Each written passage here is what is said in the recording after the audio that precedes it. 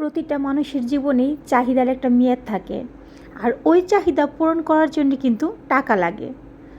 তাই আপনি চাহিদা বুঝে টাকা ইনকাম করুন।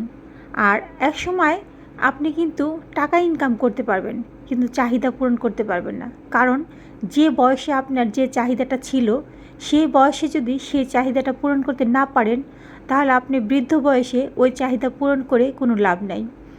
কিন্তু এই চাহিদা পূরণ করতে গেলে যে টাকার প্রয়োজন, সেটা আপনার যে বয়সে করা দরকার, আপনি সেই বয়সেই টাকা ইনকাম করতে শিখুন।